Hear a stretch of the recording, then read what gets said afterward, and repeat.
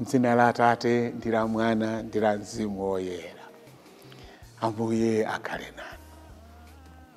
Abale anga okondeka ndikulandireni kuno kuti yankhuleni Ambuye. Lero Mulungu wachitatu munyengo ya Lenti, tsiku loweruka. Lero mawu athu oyamba akuchokera m'buku la Profeti Hosea. Mutu 6 ndime ya 1 mpaka 6. Amene akutiwerengera mawu oyamba ndi a Martin Zulu kuchokera ku Gurime Parish mu Archdiocese ya Lilongwe. Ndipo salimo yathu ikuchokera 51 ndime ya 1 mpaka 2, 16 mpaka 19. Ndipo uthenga wathu wabwino walero ukuchokera mu Luka 18 ndime ya 9 mpaka 14. Amene akutiwerengera mawu amthenga wabwino komanso kutigawira mawu ndi Reverend Father David Bello kuchokera ku Our Lady of the Poor, Chiringa Parish mu Archdiocese ya Blantyre.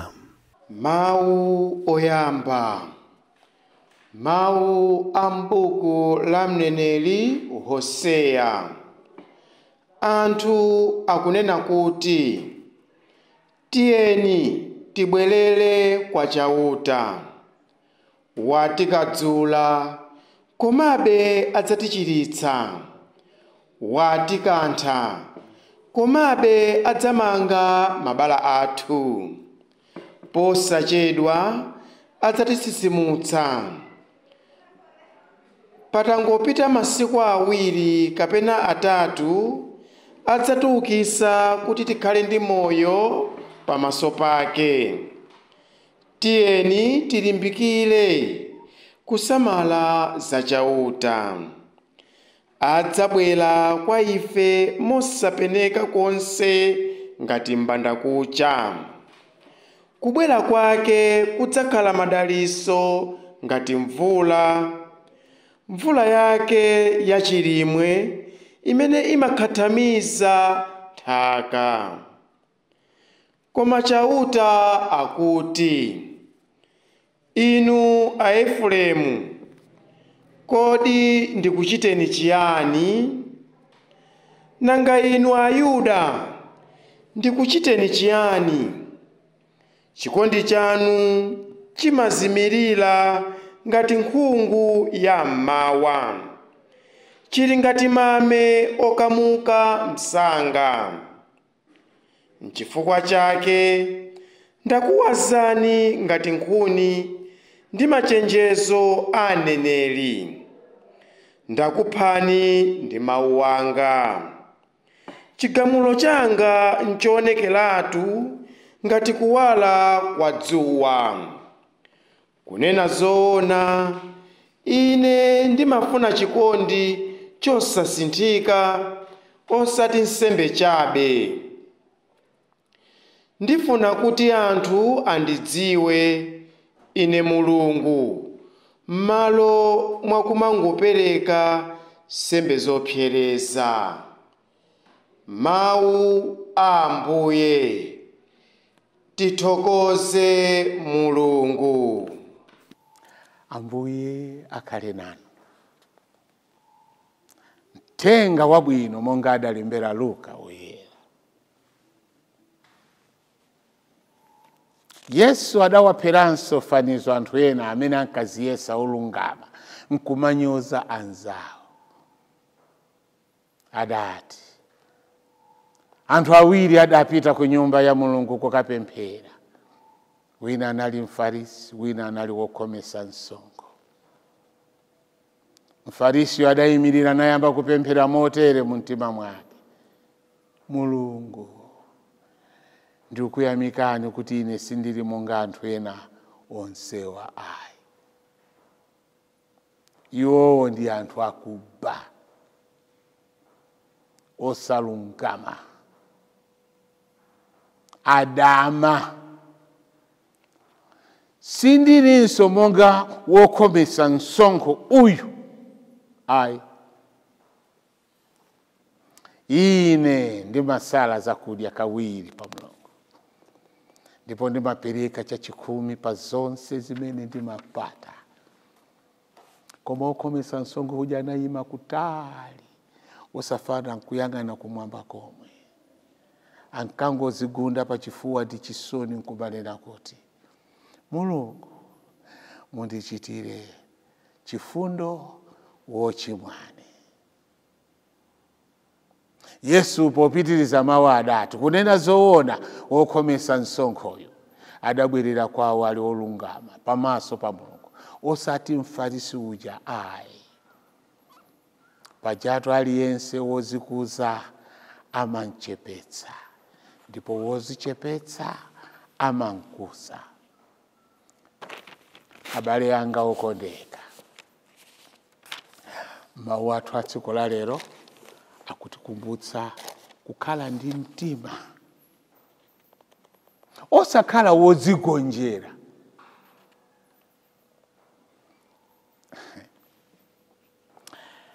Abale anga, kunja kuno kuli anthu amene amafika pa level ina,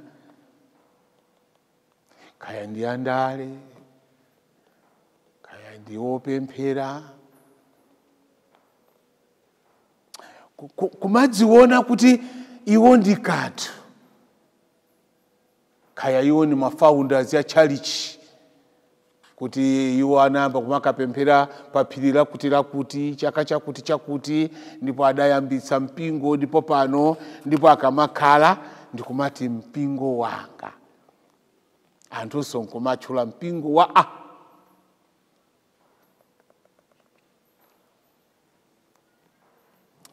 mawu athu amprofeti Hosea akuti tiyeni bwererani kwa chauta, tiyeni tibwerere kwa chauta. Watikantha koma adzamanga mabala athu. Lero tingati kunena poyera kuti Amalawi tiyeni tibwerere kwa chauta, azatichiritsa ku matenda amene tikudutsamo. Matenda akuchepa kwa chikhulupiriro, matenda okhulupirira kwambiri asing'anga, kapenanso matenda okhulupirira kwambiri mneneri wanu, mprofeti wanu, mbusa wanu, bishop wanu.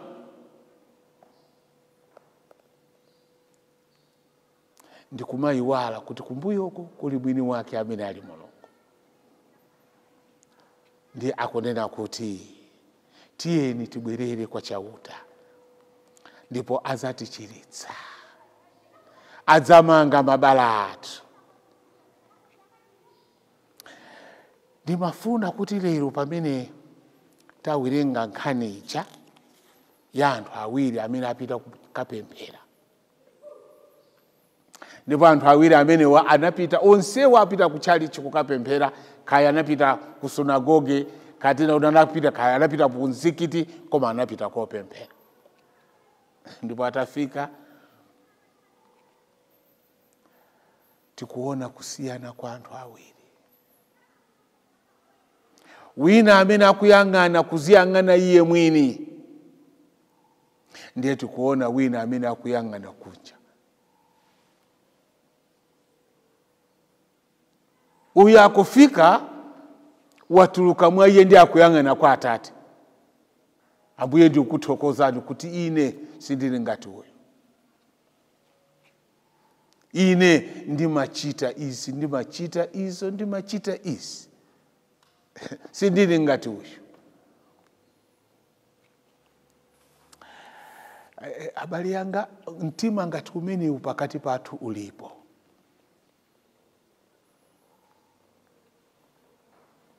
Kuti pamene wazozedwa kukhala mbusa, kukhala wansembe, kapena mwamwaidi kukukweza kufika kuti iwe sobondi achidikoni, ndikumaganiza kuti tsopano ine ndiye ndafika. Kukakhala kudzirangaku tikunenaku, akhristu akhoza kudziranga munjira zosiyana-siyana. Mupite mukafunse abusa anu, mukafunsa ansembe anu, kutheka sakanena chimene iwo akudziranga nacho chifukwa ndi personal chawo. Koma kutheka kuyenda nyengo zonsezi mbusayo osaziranga, koma kwauza anthu tiyeni muziziranga. Kumfunsa, no, ine napemphera kale. Ine ntchito yanga ndikuti inuyo nanu muyambe kupemphera.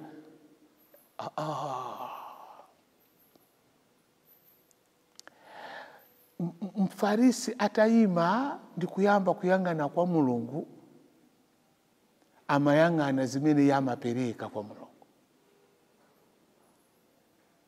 Andi kwa iye kukwaniritsa lamulo. Lamulo limanena kuti ndipereke chachikumi, ndapereka. Koma zonena kuti ayi, sikukwaniritsa lamulo koka. Kantima kozimva kuti iweyo ndiwe kanthu sikamachokera kwa Mulungu. Ayi. Mulungu akayamba kuzionetsera kwa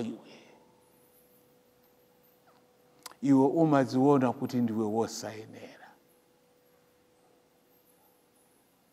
Mulungu akayamba kulankhulana nawe, ndi pamene umazindikira kuti iwe ndiwe wolepera. Chifukwa chake mwa anthu awiriwa tikayang'ana wina nangofika ndikugwada ndikumaziyang'ana mu mtima mwake.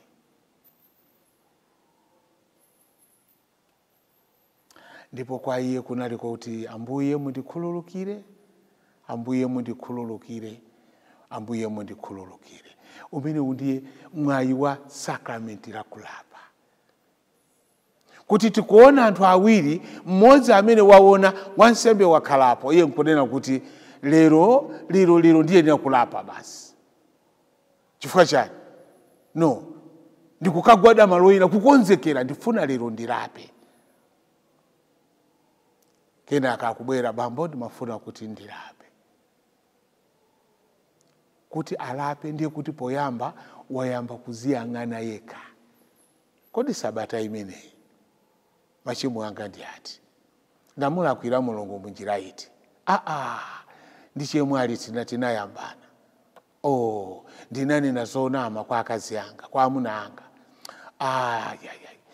Mwana uja ndinamukalipira mopu yoza sindinanene bwino. Nkubwerera kuti ndifuna ndikalape. Choncho tikayang'ana Mfarisi, kwa iye mwa iye mulibe kulapa. Mwa iye muli kukhutitsidwa ndikuti ndikuchita bwino. Ndipo ine Ambuye wanga ndi womanga-manga, ndikamaza choka pano ndikakumana nanu chifukwa cha ndalama zanga. Zimasangalatsa ukamaona kuti yena kuchali chisapita. Chimene amadziwa iwo ndikupereka ndalama zawo. Tenga ndalama basi, mukutolera, bwerani ndalama iyo pita nawo. Chachikumi changa ndicho. La Mulungu lakwana akupita ku business. Bwanji, ndimaisa mafuna ndalama kuchalichi. Ndikapanga ndalama kuti ndikuthandizeni. Mpingo sungofuna ndalama. Mpingo ukazamba kufuna ndalama umene walowa kuziko lijali la Beelzebub. Nchifukwa chake tiyenera kuchenjera ndi mmene timapangira mapepa Sundays athu. Ndikosavuta the lining, kakalaini kokuti uku ndi kwa Mulungu, uku ndi kwa Satani. Ndikakalaini kakang'ono kwambiri. Kuti kuoneka ngati tikuchita panozi ndi za Mulungu ndithu. Satana ndikulowerera momo, ili ndikusabaziwira kuti tamba tsopano kulemekeza chiwanda. Anthu awiri watiphunzitse kuzindikira kufunika kwa sakramenti la kulapa. Tawi tizindikire kuzichepetsa ndikunena kuti Ambuye ndine wochimwa. ndipo tikapita kukaulula tikaulule mosabisa kena kalikosa osanena mokuluwika. Tiyangane mbali ya munthu uja amene amanena kuti nimakwanirisa zonse. Tichotsemo kuzitama, ndiye tinene kuti mpingo kuti uyende umasowanso chuma. Ndipo chuma kuti chipezeke chisowa ife kuti tiuyendetse. Tiyeni tiphunzire kugwira ntchito yotithandiza kuti mpingo wathu uyende. Ndizomvetsa chisoni kuti zitukuko zimene zidachitika nthawi imeneyo ndi anzathu aja achachokera kunja ndikubwera. Ndizomwezo nkumalephera ngakhale kukonza galasi limene lasweka pachalichi. Kuyang'ana nyumba imene akugona, imene anamanga iyo kalikale, ndikumango yomweyo. Kuti kapena tikanatha kukonza kuti ioneke bwino ayi. Abale yanga ndifuna kuti lero tiphunzire osazikhala kuzitama ya. Koma tiphunzire kugonja pamaso pa Mulungu. Ndipo ngati Mulungu atipatsa madalitso ena apadera, tizitha kunena kuti Ambuye ndine ndani kuti mutidalitse chotere. Ambuye mupitirize sikudalitsa wena. Ndipo pamene ena zikuwayendera ife tionetse kuwakonda.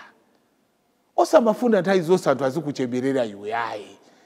Ayi nthawi zonse bwanji mwando dalalika bwanji. Ali bambo tinu malalika bwino iyi koma anzanu waja kuti ayi amina jesanga fani ndine. Ine ndima kunja kuno kunali anthu amene amati akayima kulalika alese nkumamva. Oya ndikunenazo ndikunenadi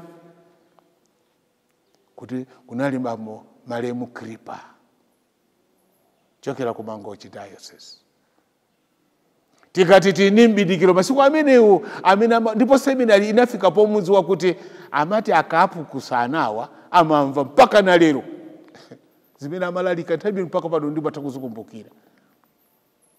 Ngati mai analili mwana wache waphunzira.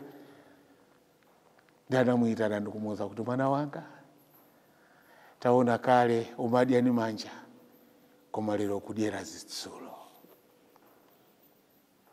Mwana wanga ukati uyang'ane umayang'ana ndi maso ako amene ndakupatsa, lero wamba kuvala magalasi m'maso ndikumavala ukuyang'ana ndi zitsulo. Yang'ana kuphazi kwako iweyo ukamayenda step yako sinali imeneyi. Lero umavala nsapato ya pamwamba izi khali ngati zitsulo. Ndanamuwuza kuti mwana wanga mtima wako usakhale wachitsulo. Ndifuna kunena kuti kwa ife tonse amene lero kaya ndife aprofeti kaya ndife andani tikagwira ntchito imene tili kuti zayiwale kuti ndife antchito chabe. Zina la Atate ndi la Mwana ndi la Mzimu Woyera. Amen. Ife tachimwa kawiri kawiri, koma tichita chisoni chambiri, mufafanize za kwaipa zathu.